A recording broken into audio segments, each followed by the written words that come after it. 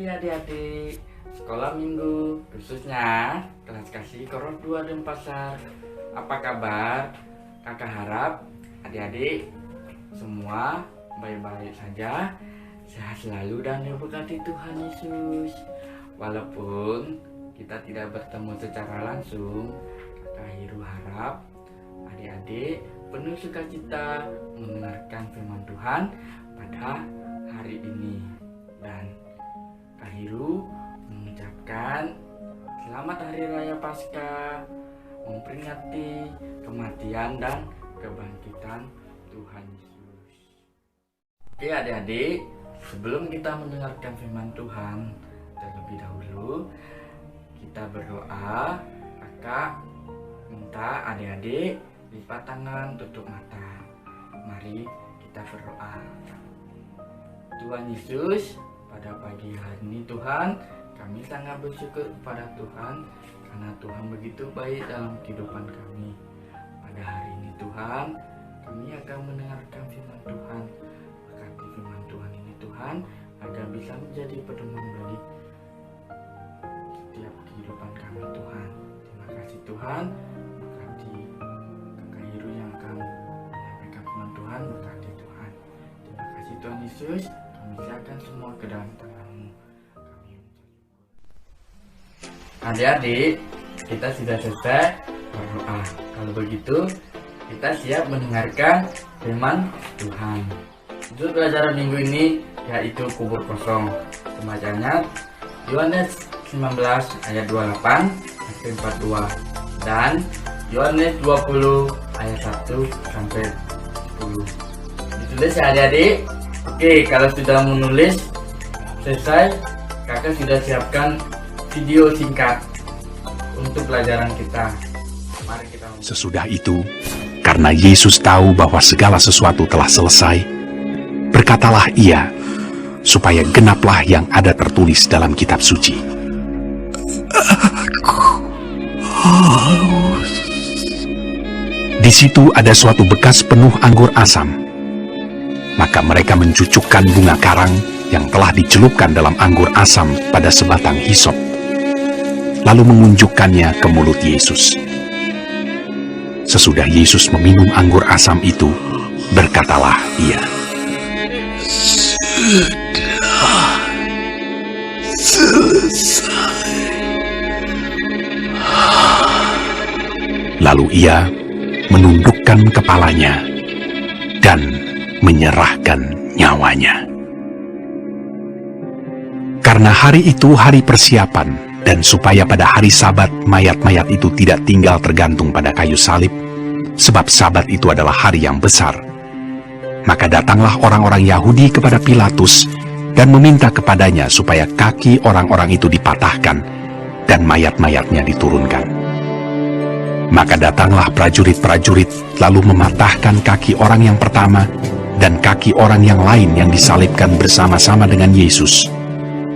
Tetapi ketika mereka sampai kepada Yesus dan melihat bahwa ia telah mati, mereka tidak mematahkan kakinya.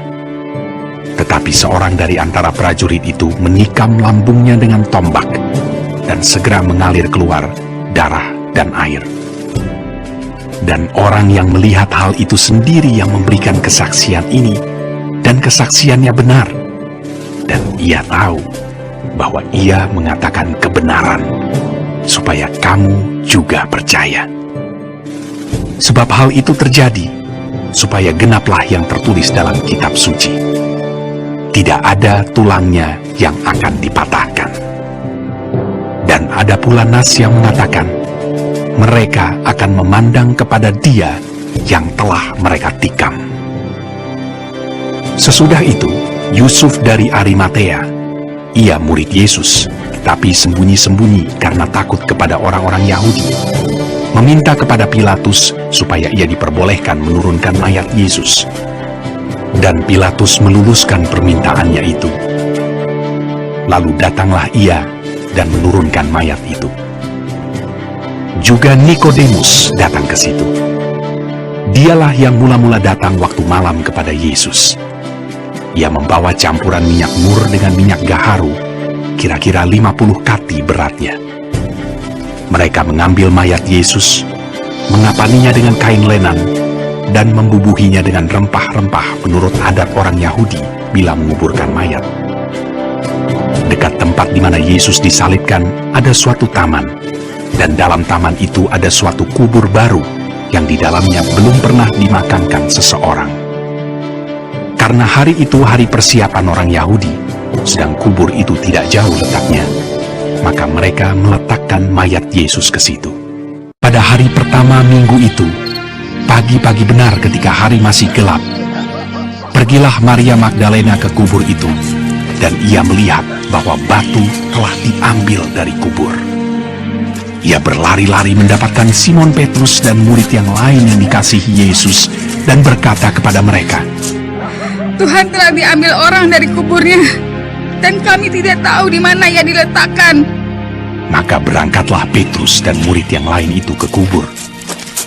Keduanya berlari bersama-sama, tetapi murid yang lain itu berlari lebih cepat daripada Petrus sehingga lebih dahulu sampai di kubur.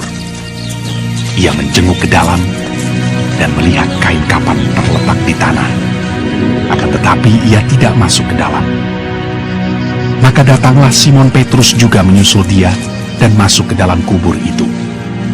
Ia melihat kain kapan terletak di tanah, sedang kain peluh yang tadinya ada di kepala Yesus tidak terletak dekat kain kapan itu, tetapi agak di samping di tempat yang lain, dan sudah tergulung. Maka masuklah juga murid yang lain yang lebih dahulu sampai di kubur itu, dan ia melihatnya dan percaya. Sebab selama itu mereka belum mengerti isi kitab suci yang mengatakan bahwa ia harus bangkit dari antara orang mati. Lalu pulanglah kedua murid itu ke rumah. Adik-adik, Yesus bangkit di hari yang ketiga. Kubur kosong membuktikan Yesus hidup. Walaupun Yesus harus melewati semua siksaan dan hinaan, tetapi seperti yang kita lihat, ia tetap taat untuk memenuhi firman yang sudah digenapkan untuk Tuhan Yesus. Dan karena kasih Tuhan Yesus yang begitu besar kepada kita diselamatkan dari dosa lewat kematian dan kebangkitannya. Oleh karena itu adik-adik, karena kasih Tuhan Yesus yang begitu besar, kita harus bersyukur dan memuji nama Tuhan. Sama seperti Yesus sayang sama adik-adik, dan makanya adik pun juga harus sayang kepada semua orang. Dulu ya videonya, mari kita nyanyikan lagu Sebab Dia Hidup. Allah Yesus namanya menyembuhkan, menyucikan. Dia telah mati tebus dosaku. Kubur kosong membuktikan Dia hidup. Sebab Dia hidup, ada hari esok. Sebab Dia hidup, ku tak gentar, karena ku tak ya pegang hari esok.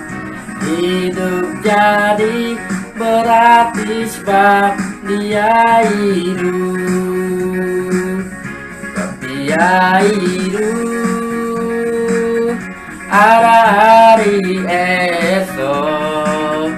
Sebab Dia hidup, ku tak gentar, karena ku tak ya pegang hari esok. Hidup jadi berarti sebab Dia hidup. Hidup jadi berarti sebab Dia hidup. Hidup jadi berarti sebab dia hidup. Adik-adik, sebelum kita mengakhiri firman Tuhan pada hari ini, kita berdoa ya. Mari kita berdoa. Tuhan Yesus yang baik, terima kasih Tuhan untuk firman-Mu pada hari ini Tuhan. Berkati firman Tuhan ini Tuhan, agar bisa menjadi pedoman untuk setiap kehidupan kami Tuhan. Terima kasih Tuhan, kami mengucap syukur. Amin. Sampai jumpa adik-adik minggu depan. Tuhan Yesus memberkati. Salut. Haleluya.